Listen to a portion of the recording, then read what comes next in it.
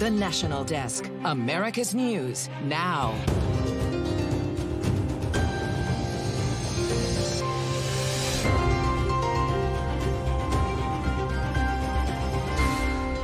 Tornadoes continue to inflict damage across America this spring. Why officials are already worrying about a severe summer natural disaster season. Will both sides come together to advance a bipartisan border security bill, or will partisanship get in the way once again? Border security take two, how the Senate voted today and what comes next in the fight to secure the border. And another Boeing whistleblower has come out with new allegations against the manufacturer, the exclusive interview about what went wrong.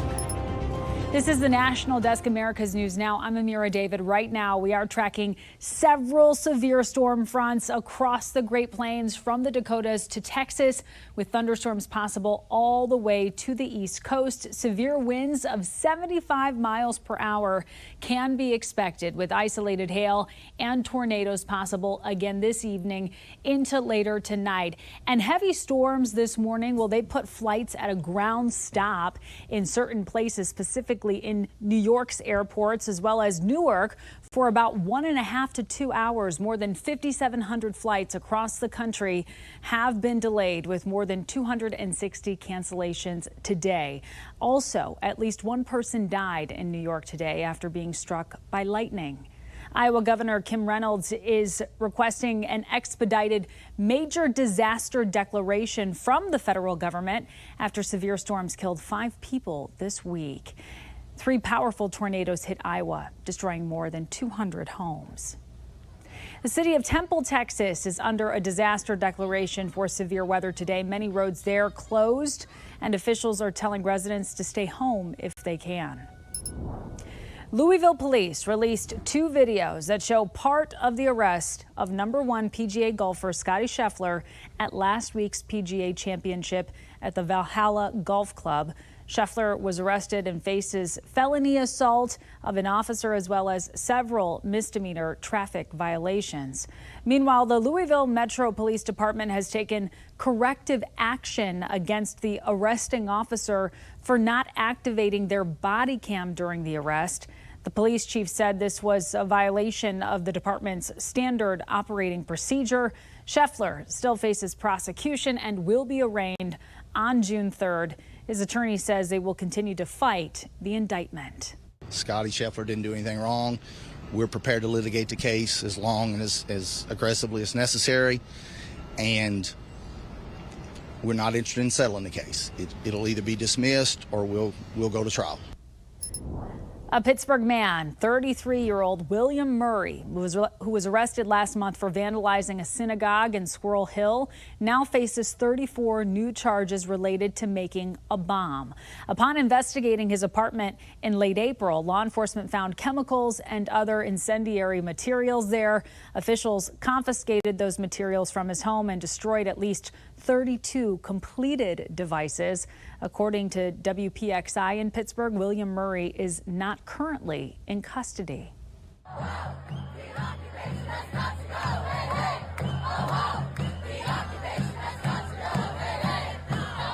And you're looking at video showing hundreds of Harvard University graduates and some faculty members walking out of the school commencement this morning following months of student-led protests over Israel's military campaign in Gaza that culminated in an encampment in which students demanded their school cut financial ties with companies profiting off of the Mideast war.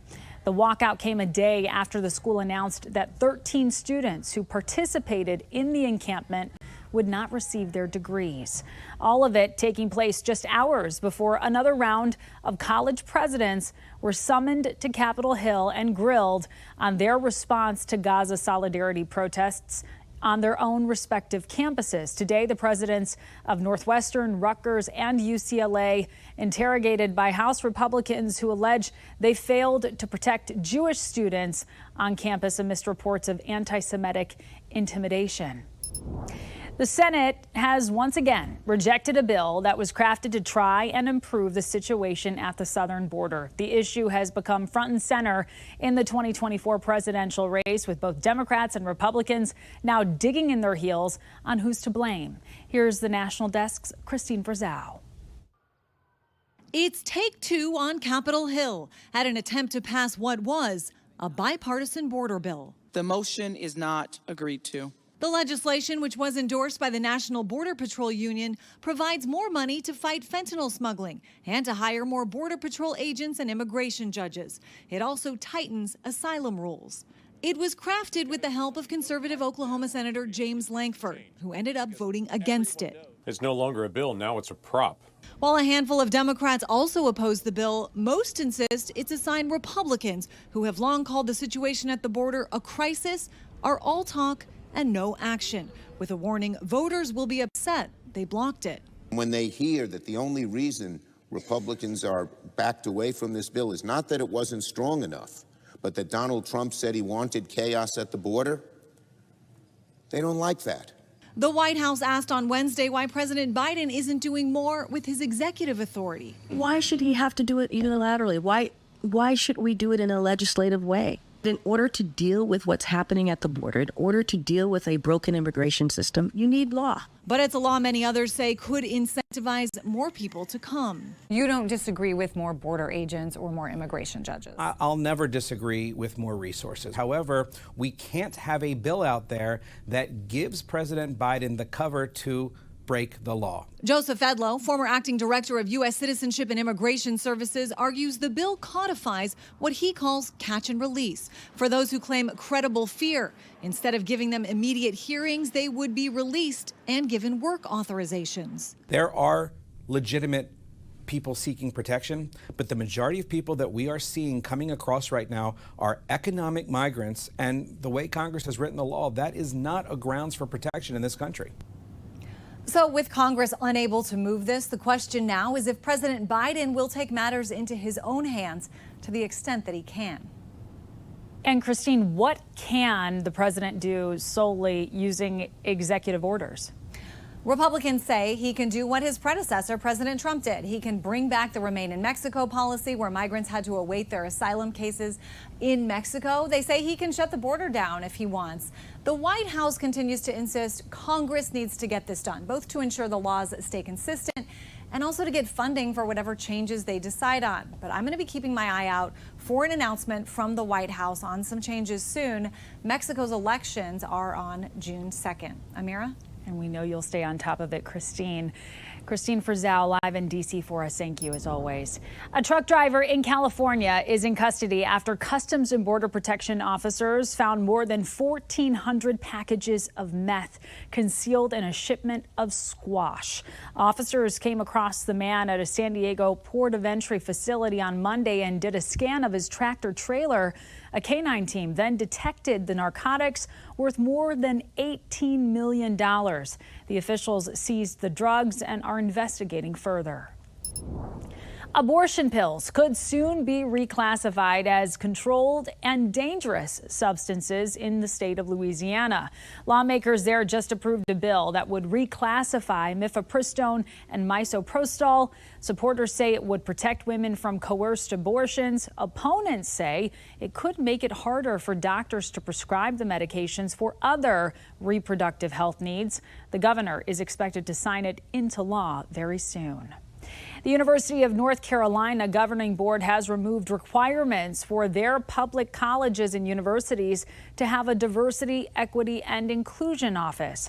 There are 17 schools affected by the decision. The change doesn't get rid of DEI offices, but allows the schools to cut money allocated for those offices to pay for other programs on campus.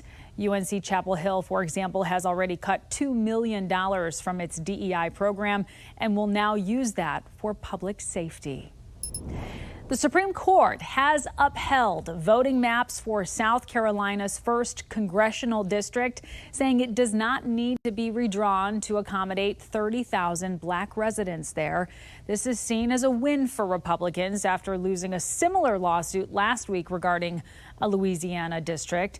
South Carolina's first congressional district seat is held by Republican Nancy Mace. She is expected to win re-election in November. Coming up, the National Hurricane Center just released its prediction for the 2024 season beginning on June 1st. Why it's the most aggressive prediction ever. Then why so many Americans are afraid of bad actors using AI to interfere with our elections. And later, a Boeing whistleblower shares what he witnessed while working on the 787 Dreamliner at a South Carolina facility. We're back in 90 seconds.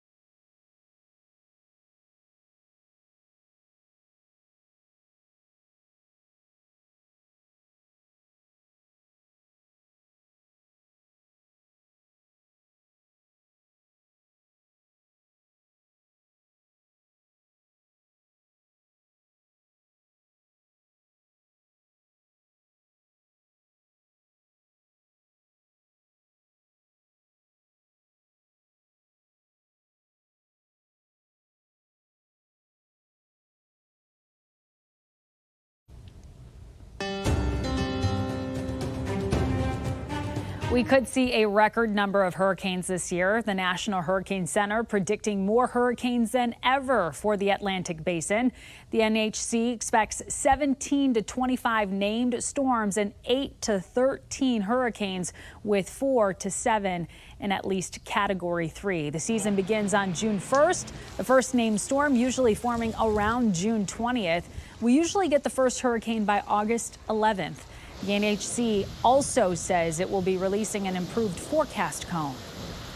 New tonight, many of you have voiced your frustration, fed up with confusing fees, restrictions, and poor customer service when buying tickets to see your favorite bands and musicians. But some relief could be in store as the DOJ moves to sue Ticketmaster and parent company Live Nation for running what it calls an illegal monopoly. Now, we know of 29 states plus the District of Columbia so far that are in on this lawsuit. The suit alleges Live Nation squeezes out competition, racks up concert fees for fans, gives artists fewer opportunities to play live events, and leaves venues with fewer choices for ticketing services.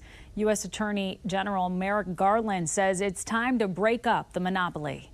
Live Nation Ticketmaster has made itself ubiquitous in the live entertainment industry. It controls at least 80% of primary ticketing at major concert venues.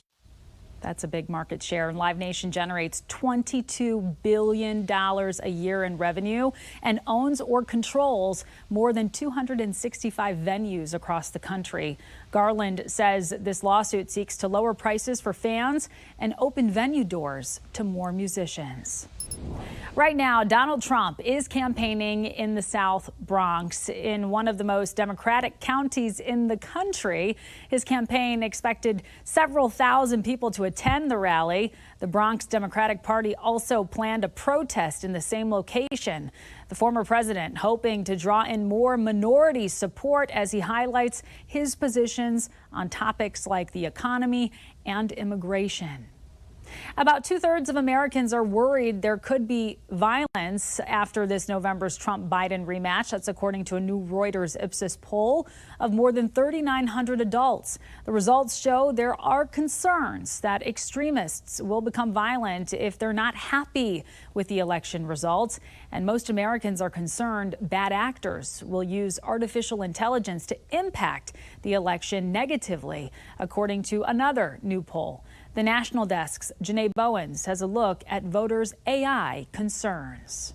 The AI concerns are real for voters looking to cast their ballots this November. They're concerned about deep fakes and other ways that misinformation now gets put on steroids in election contexts. So they're worried just about misinformation and disinformation and how they can be manipulated by that. Lee Rainey with Elon University says their poll found 78% of Americans fear abuses of artificial intelligence will affect the 2024 presidential election. Americans are all stirred up about the campaign to begin with, and now this just adds to the drama of it.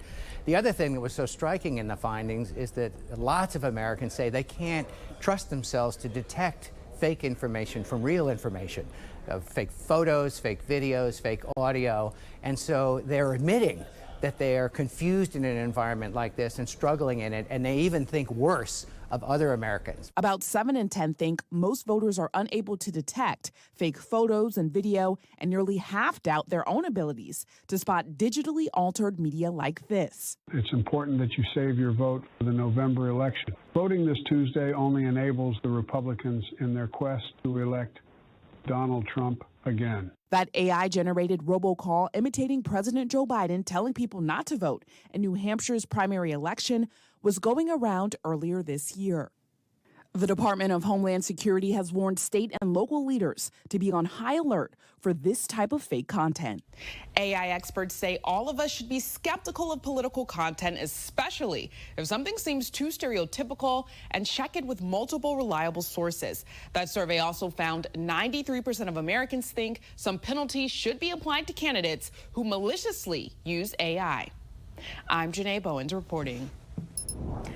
A game-changing blood test that detects colon cancer moving a step closer to full FDA approval today. We're learning just moments ago a blood test by biotech company Guardant Health officially under review with a recommendation for approval as a possible alternative to those often dreaded routine colonoscopies or at-home stool tests currently needed to determine cancer risks.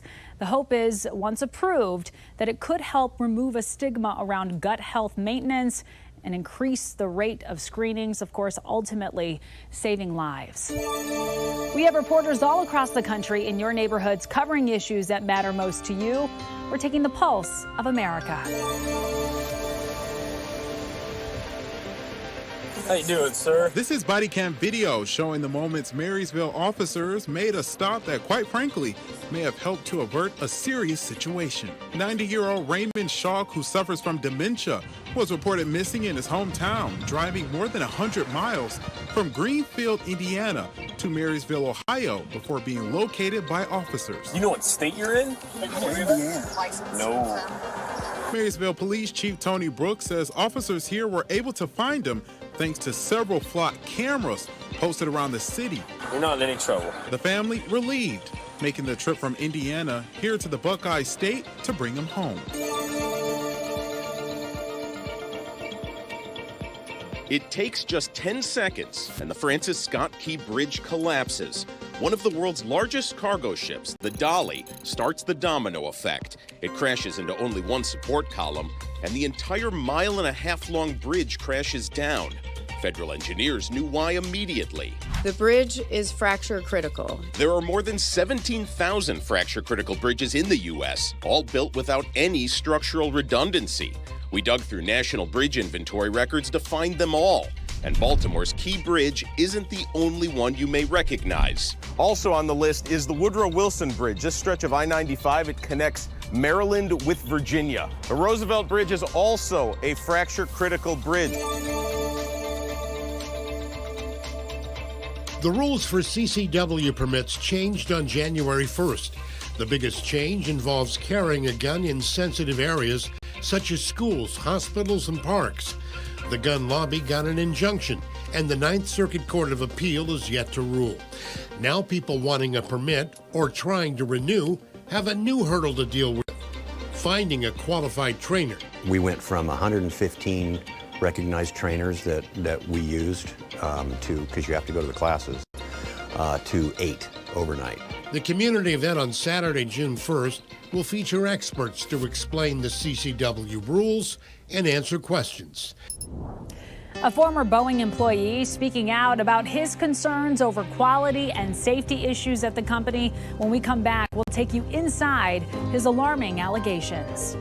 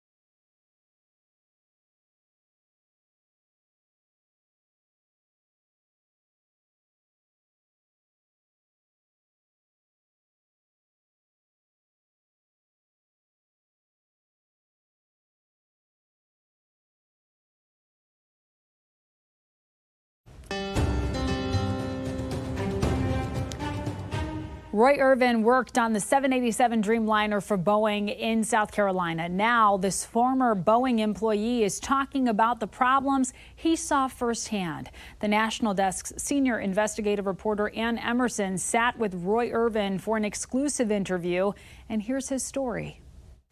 Roy Irvin is speaking publicly on camera for the first time, not because he wants to bring Boeing down, but because Roy says there are great people at the company who love building airplanes as much as he did. People who want to see Boeing succeed. Roy says that can only happen if safety comes first. Roy worked alongside another whistleblower, John Barnett, who died after coming forward to voice major concerns about quality and safety. Roy is on a mission to finish what Barnett started. What is it about it that you love about flying? I just love airplanes. I like the way they operate, and I'm a mechanical guy anyway. The airplane has to go through. Roy Irvin found his calling at Boeing, South Carolina in 2009. He was an investigator and helped make sure that those brand new $250 million 787 Dreamliners were ready to take off. And he knew what was at stake. Not only are there 300 people on some of those airplanes, but each one of those people have loved ones at home, mothers, fathers, children, that anything would affect. To protect those families, he filed ethics complaints. I've been a whistleblower my entire time at Boeing. It just didn't really get any ears until recently. Roy says there was too much focus on the bottom line, not safety. When you would see a problem, what happened? When I would see a problem and then we would try to pursue corrective action, at times my quality leadership would discourage us and would tell us not to write or pursue corrective actions. What did you think when that happened? I pushed back almost every time. I was told directly by a senior quality leader not to pursue a corrective action after I'd already agreed to do one. So you knew you were right? I knew I was right, yeah. Roy says problems on the 787s were ignored, canceled, or became other issues. Is the term gaslighting appropriate? Oh, for sure. Yeah, that was, and that's a common practice at the Boeing company, yes. Burned out, Roy left in 2020. He now lives 2 hours from the closest airport. I knew I would miss it. I knew it would be probably difficult, but I just needed a breath of fresh air. But he didn't give up. Roy's former colleague turned whistleblower, John Barnett, was blazing a trail, standing up to Boeing, and Roy was ready to stand with him. He was, a lighthouse for the whistleblower activity. He was probably the first, one of the pioneers, I'd say. It was the beginning of March, and Barnett was in the middle of giving his deposition. There was intense pressure. Roy had just given his deposition in John Barnett's lawsuit when he learned his friend was dead. According to police, John shot himself in Charleston on the last day of depositions. And just because he died doesn't mean the lawsuit fell apart.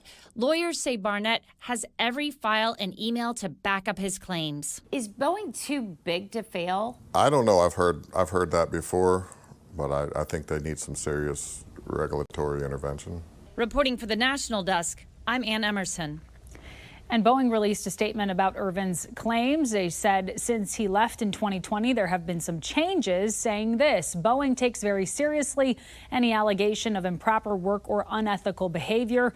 We continuously encourage employees to report concerns, as our priority is to ensure the safety of our airplanes and the flying public, and we will take any necessary action to ensure our airplanes meet regulatory requirements. Boeing employees can anonymously report concerns through our Speak Up portal or directly to the FAA.